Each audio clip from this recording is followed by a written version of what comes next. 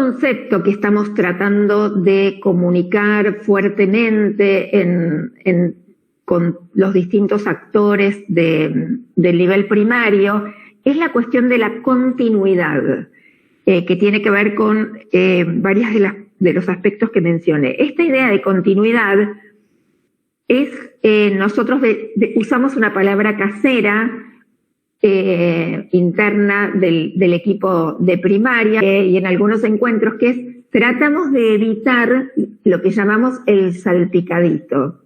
¿Qué es el salpicadito? Es esa práctica que está bastante instalada en el sistema educativo y de la que muchos, los mayores como yo, tendremos muchos recuerdos de nuestra infancia, que es esa sensación de sorpresa que uno se sienta en el aula y no sabe bien qué viene hoy, ¿no? Uno no sabía qué era lo que el maestro iba a proponer en cada una de esas clases. Esa práctica del salpicadito, digamos, es hoy muy reconocida como una práctica que trae muchas dificultades a los alumnos. Y por el contrario, hemos también podido identificar cómo, en oposición a esa práctica del salpicadito, la continuidad de un tema, la profundización progresiva, la explicitación a los niños de cuál es el tema que están estudiando, la idea de que no haya sorpresas entre clases, genera muchas mejores condiciones, especialmente para los alumnos menos avanzados. Porque la idea de reconocer el mediano plazo en los tiempos de aprendizaje y de no confundir los tiempos de enseñanza con los tiempos del aprendizaje, nos permite como docentes instalar durante 3 semanas, 2 semanas, un mes, un trabajo continuo, sistemático, explícito, anticipado, que ayuda a los alumnos a instalarse en esa duración de ese tema y en el que los alumnos empiezan a aprender cómo se estudia matemática, entendiendo por estudio esta idea de ir progresivamente reconociendo que al principio resolvimos unos problemas que eran muy difíciles porque no sabíamos cómo resolverlos, que aparecieron muchos errores, que discutimos sobre esos errores y entonces ya dejamos de producirlos, que encontramos distintas estrategias para resolverlos que estaban muy bien y que a cada grupo de problemas le dedicamos 3 o 4 clases o 5, pasamos a otro aspecto del mismo tema, seguimos repasando ese aspecto, pero ya ahora vamos a uno nuevo y se establecen relaciones y que todas esas relaciones abonan a entender mejor cómo funcionan las fracciones y qué son las fracciones. Entonces, esta idea de estudiar un tema durante varias semanas viene también acompañado de la necesidad de generar condiciones para la escritura en las clases de matemática, que los alumnos solos, en grupo, con el docente, en casa, en la escuela, puedan anotar qué aprendieron, qué errores es importante evitar, por qué son errores esas formas de resolución, que puedan anotar conclusiones, que puedan dictarle al maestro esas conclusiones con las huellas de esa provisoriedad. Por ejemplo, ¿no? Si puede ser que los niños dicten frente a un trabajo en geometría, aprendimos que los triángulos tienen 3 puntas. Hay algo que en ese momento es necesario de anotar y que después deja de serlo. Entonces esto se vincula con algo que planteé al principio, que es esta idea de que los alumnos puedan tener disponible en cuadernos, en carpetas, en carteles, si usan algún tipo de material digital, si usan WhatsApp, si se sacan fotos y se comparten por distintos medios, que pueda quedar ese registro. Inclusive que puedan reutilizar cuadernos y carpetas del año pasado o de años anteriores que les permitan consultar eso, ¿no? Sino también en general poder pensar en que esos carteles pasen de grado con los niños o que esas carpetas con esas anotaciones funcionen a modo de machetes abiertos para ser consultados cuando se necesitan. Bueno, otro eje que quisiera también compartir en este espacio es el de prever la diversidad. Seguimos sorprendiéndonos porque enseñé y algunos no aprendieron. Ahí, digamos, está totalmente instalada la idea de la homogeneidad como punto de partida y como punto de llegada. Sin embargo, también todos sabemos y reconocemos que eso es una ilusión, que no coincide con la realidad y que esa heterogeneidad que siempre ha marcado las aulas se ve mejor cuando se generan condiciones para esa autonomía en la resolución o para esos procesos de estudio. Pero todos sabemos que en cualquier aula hay alumnos menos avanzados, alumnos más avanzados de los que uno espera encontrar a propósito de cada uno de los contenidos. Entonces, desde el reconocimiento y la aceptación a priori de que los niños no saben lo mismo y no aprenden lo mismo, y que si considero que en el aula voy a empezar a trabajar un tema, sé que los conocimientos son de lo más heterogéneos y que después de un mes o 20 días de trabajar ese tema, los conocimientos de los alumnos van a ser muy diferentes a 20 días antes, pero igualmente heterogéneos. Esto requiere romper algunas cuestiones. Yo mencioné hace un rato el tema de las rupturas en los tiempos, en los espacios, en quienes se supone que enseñan. Pero un aspecto que queríamos profundizar es cómo sería interesante poder empezar a través de la formación docente a generar planificaciones del tema que contemplen esa heterogeneidad. Podríamos imaginar, vuelvo al ejemplo de fracciones cuarto grado, un mes, el maestro que pueda prever, o un mes y medio, que pueda prever que en esa planificación va a haber un tronco común, pero que además va a haber seguro niveles diferentes que permiten pensar en actividades y propuestas para un nivel de menor nivel de conocimientos, un nivel medio y un nivel de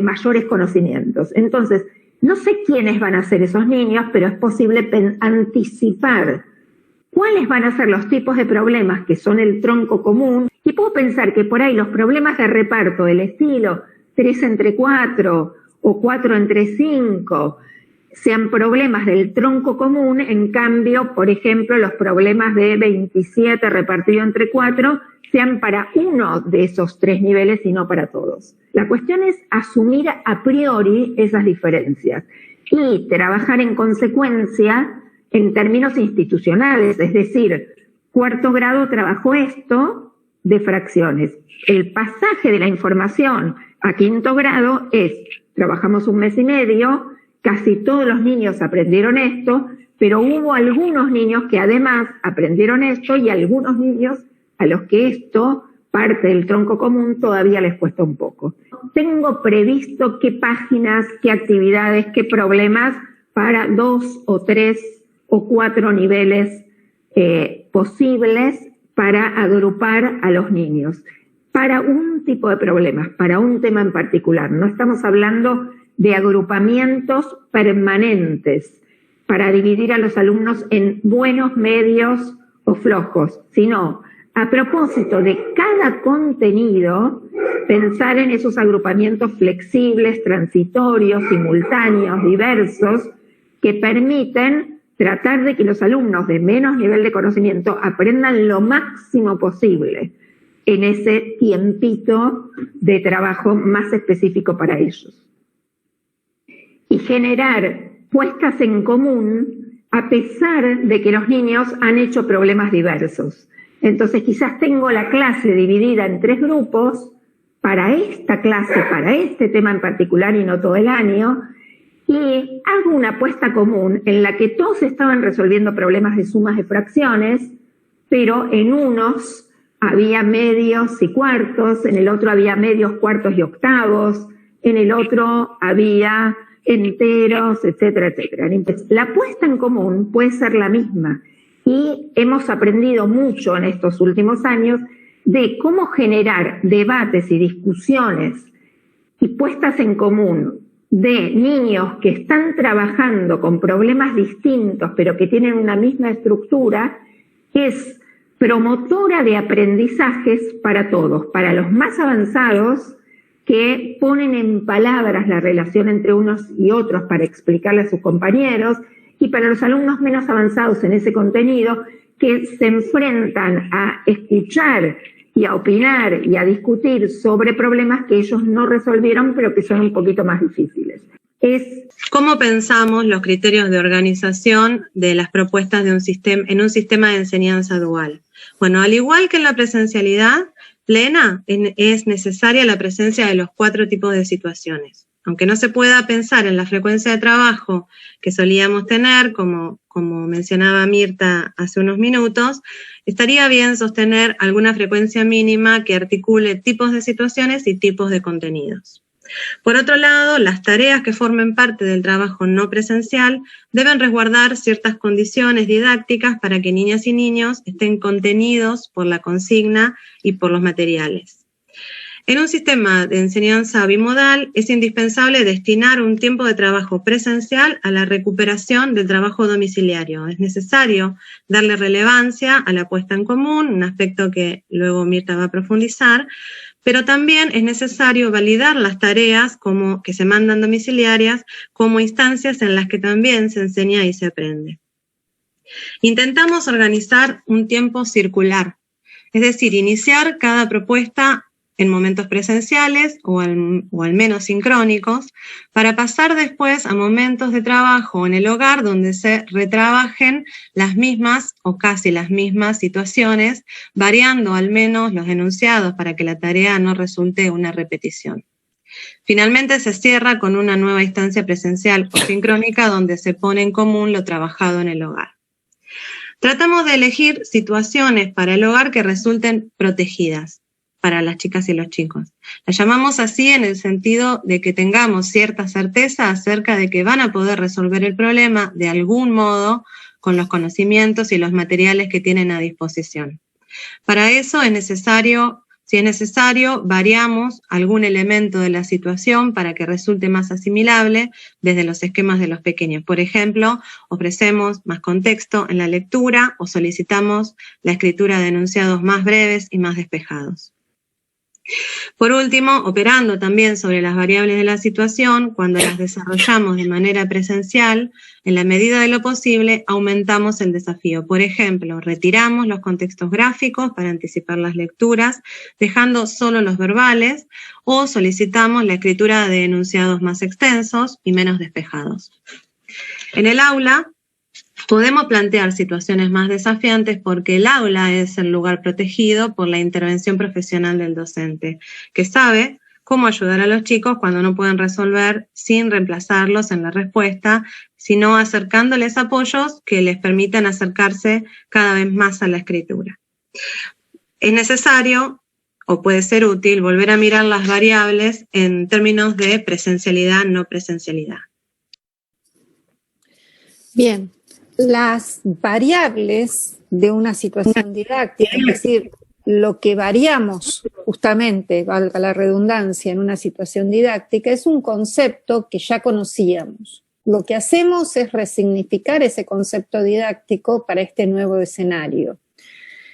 Y en síntesis podríamos decir que que hacemos este tiempo, que intentamos generar este tiempo circular que va de la presencialidad a la no presencialidad y de la no presencialidad a la presencialidad nuevamente para cerrar y abrir otro círculo. Y que en la situación o la semana que tenemos presencial intentemos desarrollar las 4 situaciones: lectura y escritura por sí mismo, de los chicos por sí mismos, y lectura y escritura a través del docente. Y en la semana no presencial apelamos al predominio de situaciones de lectura a través del adulto y a situaciones de lectura por sí mismo con mucho apoyo, y tal vez menos, pero un poquito, de escritura por sí mismo con mucho apoyo, si sabemos que las familias pueden respetar la producción de los chicos y no se enojan con ellos porque escriban de otro. Para después volver al salón y en el aula, en la burbuja, vuelven a aparecer las 4 situaciones, enfatizando en la reflexión y en la puesta en común. Porque, como vimos, la reflexión no está garantizada en el hogar. Es el diálogo con los otros lo que lo favorece. Algo más sobre esto: en la situación no presencial, reiteramos, vamos a apostar a mayor presencia de contexto, y en la situación, en la no presencial dije, ¿no? A mayor presencia de contexto, y cuando vamos al aula vamos retirando los contextos, a ver que si esas anticipaciones que fuimos trabajando se pueden sostener más centradas en el texto. Vamos a apelar en la no presencialidad a mayor conocimiento del contenido sobre el que se va a trabajar, y podemos introducir conocimientos culturales o conocimientos lingüísticos nuevos cuando estamos en el aula. En la no presencialidad también vamos a apelar a enunciados que estén presentes en los textos, que los chicos puedan recuperar de los textos que están en el mismo material escrito, y a listas despejadas y enunciados despejados. Y en el aula podemos apelar a textos que llamamos de elaboración, es decir, textos que no están escritos todavía, que los escribimos juntos, una enunciación más original, aunque esté ligada a los textos, por supuesto, a los textos leídos, y nos podemos animar cuando estamos en el aula a empezar a producir en esos textos de elaboración, como se mencionó, pequeños textos continuos, como pueden ser nuevos episodios de un cuento. Vamos a pasar, terminamos con la parte de exposición de las experiencias, vamos a pasar ahora a tocar 2 temas brevemente que nos parece importante recordar y reflexionar sobre ellos. El primero tiene que ver con algo que titulamos Volver a tejer la trama, puesta en común para enlazar a todos. Pensemos en la situación de enseñanza usual, para empezar, en presencialidad plena, para después resignificar lo que sabemos sobre la presencialidad plena, estas nuevas condiciones. En presencialidad plena ya se trate de centrar la enseñanza sobre la cultura, sobre el lenguaje escrito o de hacerlo sobre el sistema de escritura. Las situaciones siempre parten de un problema de lectura y escritura. ¿Qué dice sobre el espejo de Blancanieves o sobre las botas de Pulgarcito en cuando habla tal personaje? ¿Cómo dice el narrador para que anticipemos que la madrastra va a hacer algo malo? ¿Cuántas y cuáles letras usamos para poner que el sapo se transformó en un príncipe? Son todos problemas de lectura y escritura. La o el docente genera condiciones para que los chicos puedan hacer propio el problema planteado y puedan resolverlos con los conocimientos disponibles, si no, no se puede hacer propio, asegurando el acceso a fuentes de información segura y favoreciendo interacciones con otros lectores y escritores, incluido el mismo docente. Tanto el medio material como el medio social, las interacciones, permiten a poner a prueba las hipótesis de los pequeños al resolver el problema y eventualmente también ponerlas en conflicto, desestabilizarlas e incluso reconstruirlas, es decir, avanzar en el aprendizaje. Pero la situación no termina con la resolución del problema. En el caso de las situaciones de escritura, con la producción escrita, y en el caso de las situaciones de lectura, con la interpretación. Esas son respuestas siempre provisorias al problema planteado, aun cuando se domine el sistema de escritura alfabético. En la escuela no es suficiente con que se lea y se escriba. Es necesario dar una mirada a lo que se aprende leyendo y escribiendo. Cuando esa mirada es colectiva, abre nuevas posibilidades para que más chicos se impliquen en los saberes y los conocimientos que circulan en el aula y se pongan en juego, porque en el aula empieza a circular algo que de otro modo sería privado de cada niño. Son momentos de la clase en que se asume un objeto de enseñanza, se identifica lo aprendido, se lo vincula con otros conocimientos que han circulado en el aula, se indica que pueden ser reutilizados en otras situaciones. Estoy refiriendo a un concepto de un didacta de la matemática que es Brousseau.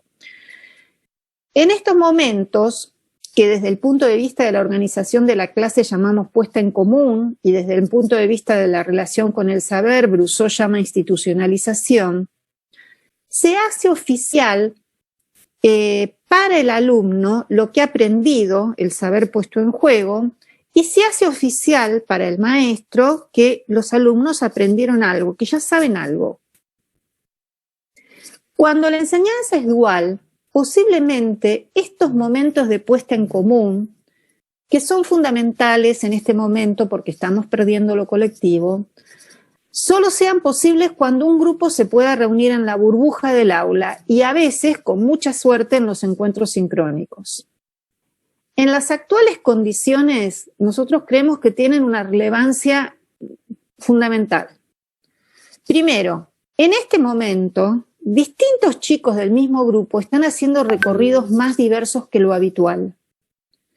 Poner en común lo aprendido al menos por varios, seguramente no por todos, es una oportunidad para que cada uno se acerque más a formas de resolver las situaciones o a informaciones y saberes que están circulando, pero que no alcanzan a ser compartidos en estos tiempos de discontinuidad y de ruptura. Segundo, del mismo modo, es el momento donde se interviene para ayudar a establecer relaciones entre lo nuevo y lo ya construido. Algo que parecen hacer solo los chicos que avanzan más rápido, pero que no hacen espontáneamente todos. Si nos acotamos al sistema de escritura, una cuestión a considerar es que el saber que se pone en común en nuestra perspectiva de alfabetización inicial no son las letras del código escrito, no es hoy la P y la semana que viene la S. Lo que ponemos en común es cómo se hace para leer y cómo se hace para escribir. Cómo se hace para saber qué dice acá, cómo se hace para saber dónde dice tal cosa, cómo dice un fragmento de escritura, con qué letras o con cuántas letras, o en qué orden pongo las letras móviles para producir una palabra, etc. Obviamente, este saber no es un saber que se maneja desde el sentido común. Por lo tanto, no está disponible para las familias que siempre, pero mucho más en este momento, necesitan saber qué es lo que sus chicos aprenden en la escuela para, en el mejor de los casos, darle alguna continuidad. Si no se trata de que esta semana aprenden la P y la siguiente la S, ¿de qué se trata? Dejar lo que oficialmente se está aprendiendo a la vista de todos, disponible para ser completado y reformulado una y otra vez, y compartirlos con las familias, ahora que nos acostumbramos a mandar fotos de todo, es una manera de poner en común y de oficializar con ellos, con los grupos familiares, qué es lo que se está aprendiendo en la escuela. Voy a dar algunos ejemplos. Trabajando en la secuencia que mencionamos, aunque algunos todavía no puedan explicar por qué, los chicos manifiestan que Bella y Blanca empiezan con la misma, y eso da lugar a poner esas palabras en el abecedario del que hablaba Gabriel hace un momento. Las listas que se renuevan cada día oficializan que es así, que Bella y Blancanieves, Buena, van en la misma letra, y eso hace circular esas informaciones que serán asimiladas de maneras distintas por distintos chicos, en que inclusive podrían llegar a ser nuevas para algunos chicos.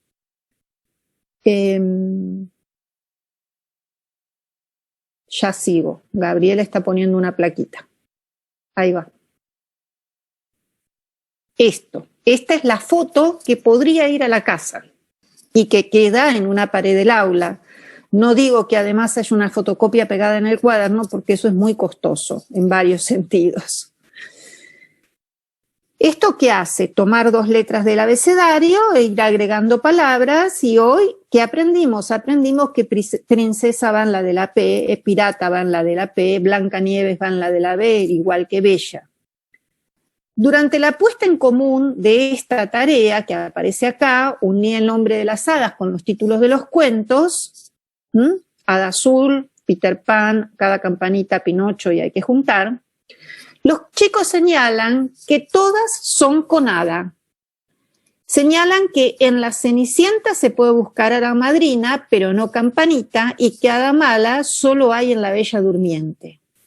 De algún modo se reconoce qué no se puede buscar y qué se espera encontrar en cada uno de los cuentos. Y este es un recurso importante para hacer anticipaciones. Qué buscar en cada cuento queda disponible en el cuadro y puede dar lugar, además, a nuevas situaciones, y puede ir a la casa. Durante la puesta en común de la tarea, donde tienen que señalar los objetos que pertenecen al cuento de la Cenicienta, hay lista de personajes y lista de objetos, y hay que señalar los que son de la Cenicienta y los que no son de la Cenicienta. Los niños advierten que en algunas expresiones hay partes iguales y la docente señala que es cierto y que también pasa con otras expresiones. Entonces, arma unas listas que oficializan esto de que hay partes iguales y quedan disponibles y pasan a engrosar las fuentes de información que dan lugar también aquí a nuevas situaciones. Varita mágica, espejo mágico, alfombra mágica tiene partes iguales, y así las otras que también empiezan a pensar en esto de las partes iguales.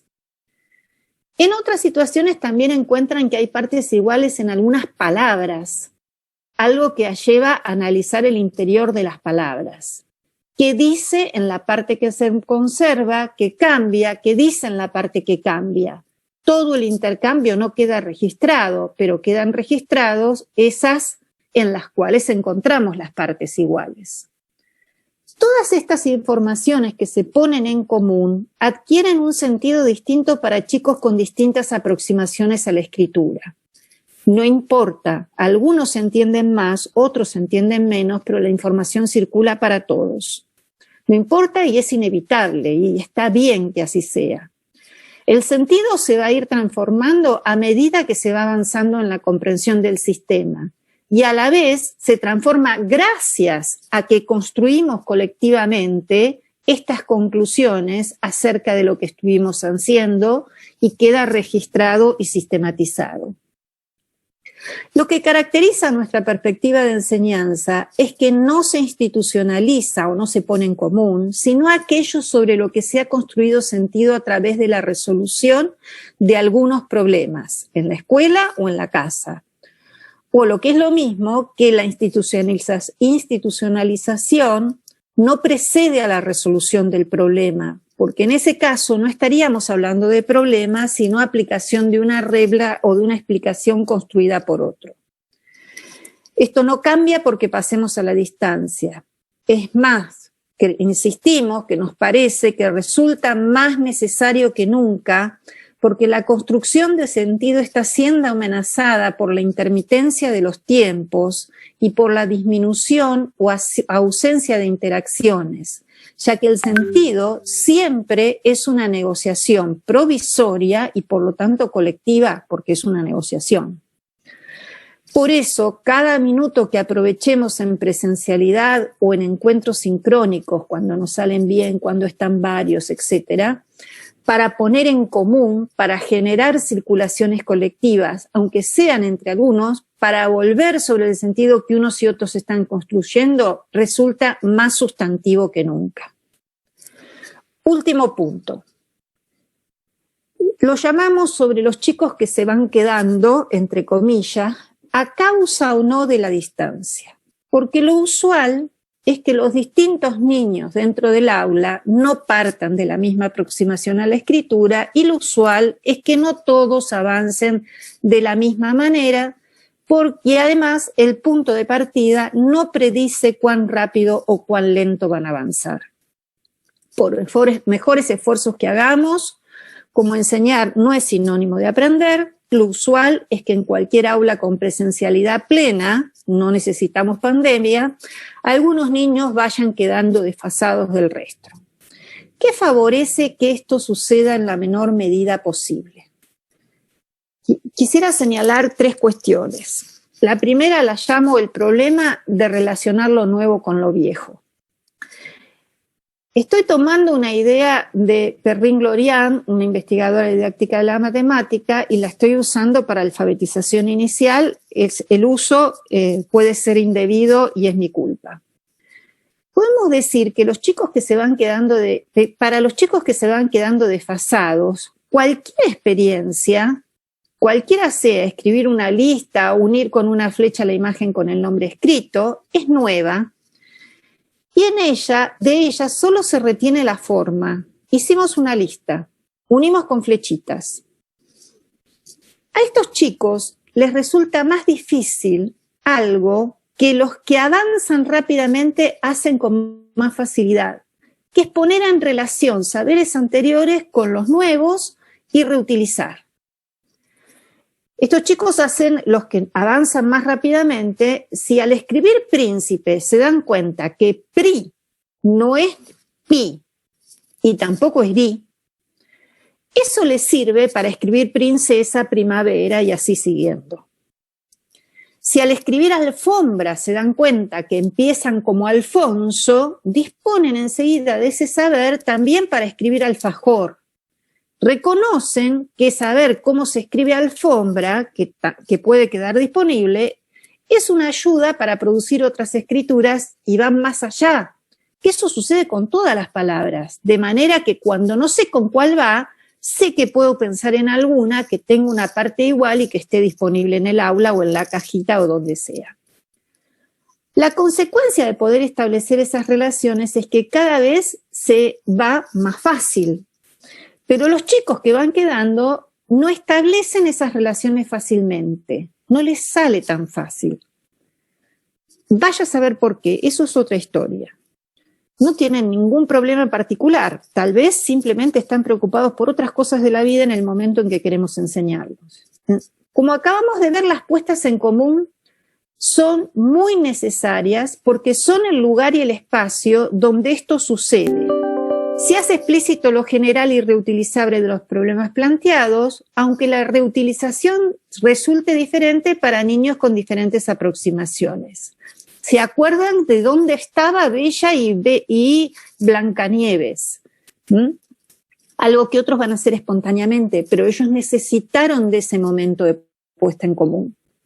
Como vimos, solo podemos asegurar que las relaciones se tejan en el aula presencial, pero una vez tejidas, o en algún encuentro sincrónico, pero una vez tejidas, están disponibles para las tareas en el hogar. Solo que algunos niños no las van a emplear espontáneamente, entonces ante ellos se puede probar con recordarlas junto con la tarea. Por ejemplo, en esta tarea, donde tienen que escribir el nombre de cada objeto y de cada personaje, lo que podemos recordar por escrito o por WhatsApp es: hay nombres de los compañeros de la burbuja que empiezan igual que los que tenés que escribir. Andá a buscar los nombres para escribir. O podemos recordar en esta, que es la de la transformación morfológica, escribir los diminutivos, acordate que una parte de la palabra queda igual y otra cambia, a lo que lo podemos decir cuando lo hemos trabajado en otra situación. Por supuesto que es condición que lo recordado sea efectivamente algo trabajado en la clase y que no resuelva todo el problema, porque si resolvemos todo el problema, no hay problema para que ellos se hagan cargo de resolver. Y acá vamos a otra cuestión. Otro problema que aparece con los chicos que se van quedando es que se suele renunciar al sentido de leer y escribir. Es frecuente ver en las actuales condiciones, y en no actuales condiciones también, que con algunos chicos que no avanzan como deseamos, se abandona el esfuerzo por ponerlos a resolver problemas de lectura y escritura para pasar a ejercitar habilidades llamadas menores como la motricidad fina o la orientación en el espacio gráfico y cosas por el estilo. Así encontramos actividades como rellenar letras, colorear, repetir renglones. El problema de esas propuestas, por más que se hagan con letras y con palabras, es que no son para aprender a leer y escribir, no son actividades de lectura y escritura. Nuestra idea es bien diferente. Ya mencionamos que las situaciones siempre son problemas genuinos de lectura y escritura como las que venimos ilustrando. Lo que modificamos para niños con posibilidades diferentes son algunas variables de la situación y son las mismas variables que modificamos para el trabajo en el hogar. Más contexto, más conocimiento del tema, estructuras lingüísticas más despejadas como las palabras, los enunciados breves, etc. Si bajo el supuesto de que algunos chicos no pueden resolver problemas de lectura y escritura, los ponemos a realizar ejercicios perceptivo-motrices en vez de ponerlos a resolver problemas, modificando variables de la misma situación que todos están resolviendo, creamos dificultades que no son de los chicos, sino de la enseñanza. Una, los alejamos cada vez más de la escritura, mientras que los otros se están acercando cada vez más. Dos, les impedimos participar del trabajo colectivo de las puestas en común, porque estamos hablando de algo con lo cual ellos no tienen nada que ver, estuvieron haciendo otra cosa. Y si les impedimos participar de la puesta en común, los estamos alejando cada vez más del objeto. La tercera cuestión que quiero mencionar es el problema de olvidar que cada niño necesita sostener el propio deseo de aprender. Además de las variables didácticas y de la relación con las variables didácticas, y en relación estrecha con las variables didácticas, cuando nos hacemos cargo del problema de la enseñanza, en lugar de preasumir que los niños tienen problemas de aprendizaje, nos preocupamos por asegurar que la relación con el saber resulte gozosa y tenga sentido para los chicos. Que no se trate de responder a lo que pide el maestro, sino de responder a su propio deseo de saber y de entender el mundo. Tener sentido no quiere decir que se trabaje con material concreto. Por ejemplo, trabajar con letras móviles, que está muy bien, pero las letras móviles no aseguran por sí mismas. Porque la escritura es producto de una abstracción que funciona en el contexto de prácticas que le dan sentidos. Pero el sistema de escritura es una abstracción. Y los niños pueden trabajar con objetos abstractos perfectamente. Todo lo que acabamos de ver habla de eso. Tener sentido no quiere decir que sea divertido, porque aprender a escribir es un esfuerzo, pero es un esfuerzo que puede ser perfectamente gozoso. Tener sentido no quiere decir que sea significativo, si por significativo se entiende que se parta del interés del niño o que se recaiga sobre objetos de consumo masivo. Un problema con sentido, aún en primero, es aquel ante el cual los chicos se sienten realmente desafiados, lo hacen propio, lo quieren resolver por ellos mismos. Unas palabras de